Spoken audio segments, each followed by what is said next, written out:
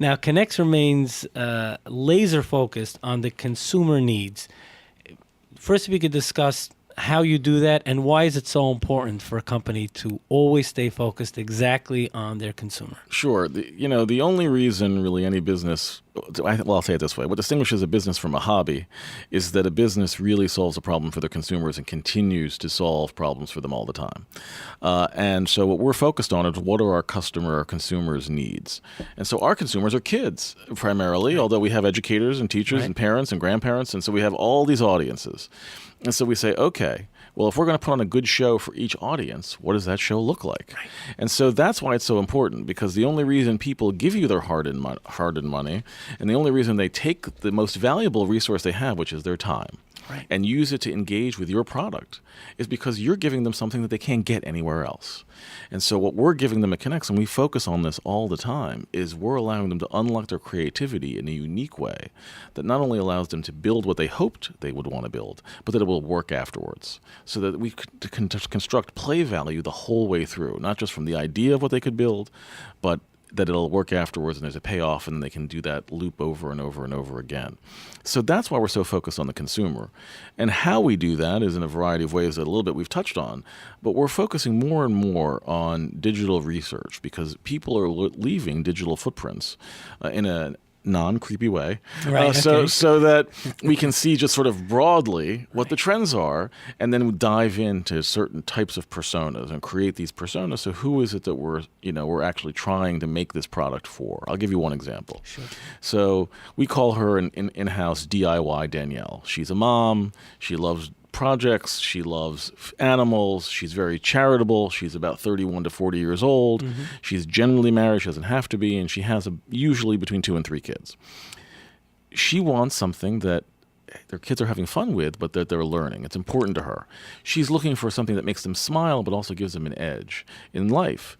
I think that's one of the echoes of the Great Recession, is that fun for fun's sake alone is not enough. You need to have fun that also adds value. And that's what we're focused on, is fun that adds value. It also ties into the experience piece we talked about earlier. Building something is an experience. Mm-hmm. Whether it's with popsicle sticks or with Connects, it's the look what I made moment that people remember. They remember them and they don't put them down anywhere. They don't tend not to unbuild them. A giant roller coaster stays built for years. Right. I'm talking to people all the time who are saying, my kid's moving off to college, but he won't let me break down his Ferris wheel. And we love that, right? Because that's the pride of creation. I saw that when I was at Toll Brothers Home Building, your home, something that was built that you make your home. Well, for kids, building something and putting it in their room, or for students, building something and making it understandable, is just that magic moment of clicking that we all crave every day. And I love that we're part of that process. By the way, this is so special how you even connected it. I didn't pick it up. I didn't pick up on this earlier in the interview.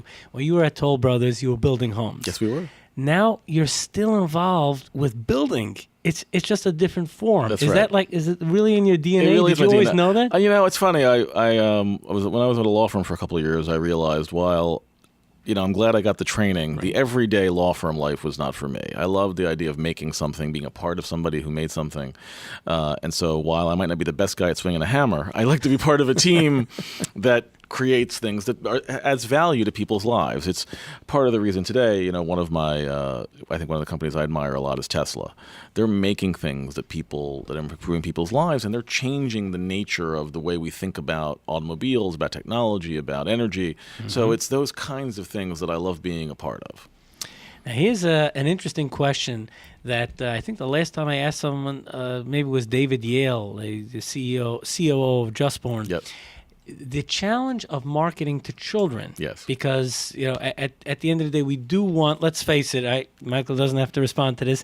We do want the kids going into the store and saying, Mommy, Mommy, Mommy, I want this. Right. How could, if I may, I'm not asking you to share any corporate secrets. Of course. What's the trick for a company to market to children in a I guess in a kosher way, quote unquote. Yeah, there's the technical stuff, which is, we all follow. So you create ads, and they have to be the thing called COPPA compliant, and you do all that. But I think the best way to do it is to educate and entertain rather than try to sell. So I think we're moving from a place of what I'll call interruptive selling, which is just ramming through TV commercials. And frankly, it's just hard to do because things are on too many screens now. Right. So most kids are on 4 or 5 screens, and they're choosing to watch when they want to watch and in clips and the rest of it. So it's part of the reason the YouTube ads have become more prevalent, because it's at least you can get them seen. But we think and we do some of that, but I think we're better served creating things where you're participating with the audience. So we believe a lot in contests, for example, where kids could enter and their parents want them to enter because they have to be creative to enter, and they could potentially win something that's of value. Right. So those are the things that we like as one example of the techniques that we use. It's engaging with the audience, informing them. The other cool thing about e-commerce that allows you to market to parents, the parents are more in the equation now than they've been in a long time, driven largely by product reviews. So think about your own experience. Right. You tend not to buy something if it doesn't have a 4 or 5 star review. In fact, you tend not to buy it at all if it has no reviews. Right. I'll give one piece of, you learn nothing else from this whole interview. Oh, there's plenty. But there's something else. If one thing you want to remember, it's this. If you sell a product, you better have a review, or you may as well not make it. Because people don't want to be the first one. That's the phenomenon we're in.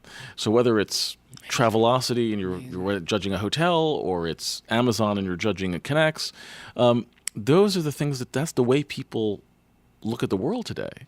So even if they end up buying it in a physical store, they're still reading the online reviews first. Right. 93 or 94% of purchases happen after reading a review.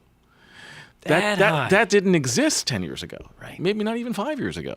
So that's when I talk about the rapid change of retail. That's just one example of how that happens and how we've got to stay nimble to appeal both to parents, grandparents, and kids. Wow. You touched on this earlier, but a few years ago, you gave a tour to the then president of the United States, Barack Obama. Yes. Can you tell us a little bit about that experience? Sure. It was a terrific experience. It was totally unplanned. So he showed up. I mean, Air Force One landed. That's right. Yeah. So I got an email actually. And I almost deleted it, but it had a phone number, and so I called this woman who says she was at the White House. Turns out it almost looked like spam. It did almost look like spam. It almost does, but it had a little seal, and it fortunately had a Washington D.C. number. So I called this woman. We talked for about 20 minutes. It was clear that it was real. And even until the end of the phone call, I didn't know that he was planning on coming. She just kept saying senior administration officials are talking about the fiscal cliff, and they want to talk about the holiday season and how the fiscal cliff could hurt holiday sales. Right. I said, sounds good to me. And then she said, so the president would like to come. And I said, the president of what? She said,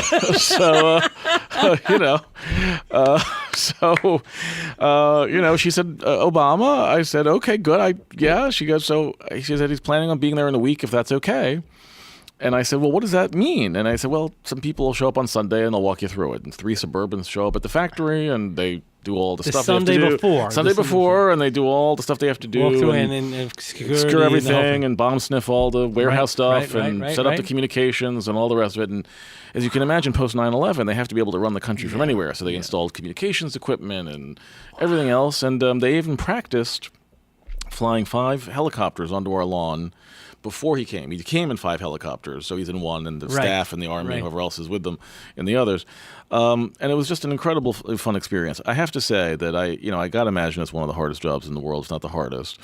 He was so incredibly engaged. Obviously, he'd been briefed on the way, but he knew everybody's name. He asked good questions. Not only could tell he was listening, because then when he gave his prepared remarks, he ignored some of them and brought in stuff that we had talked about just a few minutes before. Amazing.